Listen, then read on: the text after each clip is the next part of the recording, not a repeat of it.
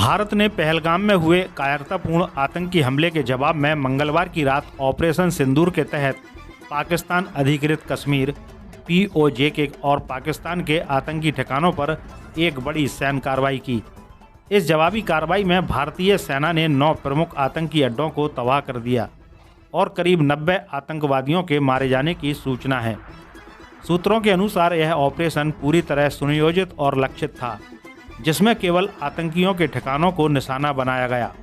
भारतीय सेना ने यह सुनिश्चित किया कि किसी भी आम नागरिक या सैन्य अड्डे को कोई नुकसान न पहुंचे। यह ऑपरेशन हाल ही में जम्मू कश्मीर के पहलगाम में हुए हमले के बाद किया गया, जिसमें 26 निर्दोष मारे गए थे।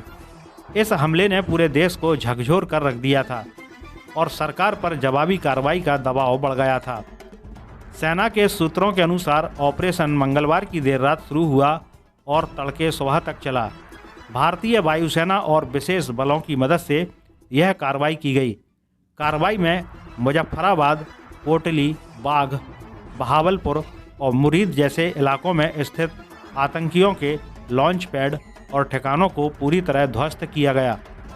पाकिस्तान की ओर से दावा किया गया कि इस कार्रवाई के दौरान भारत के 2 फाइटर जेट गिरा दिए गए हैं।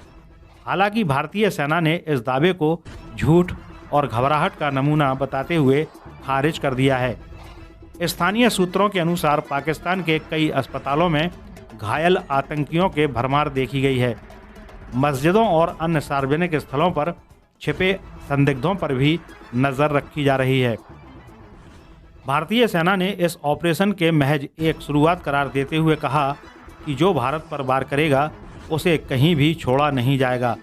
भारत ने दुनिया को यह संदेश दे दिया है कि वह आतंक के खिलाफ किसी भी हद तक जा सकता है। ऑपरेशन के बाद जम्मू कश्मीर के अधिकांश हिस्सों में हाई अलर्ट घोषित कर दिया गया है। सुरक्षा बलों को किसी भी अप्रत्याशित स्थिति के लिए तैयार रहने के निर्देश दिए गए हैं। ऑपरेशन सिंदूर भारत की सैन्य नीति में एक निर्णायक मोड़ साबित हो सकता है। यह न केवल आतंकियों के खिलाफ कड़ा संदेश है, बल्कि सीमा पार बैठे उनके सरपरस्तों को भी चेतावनी है कि अब हर हमले की एक भारी कीमत चुकानी पड़ेगी।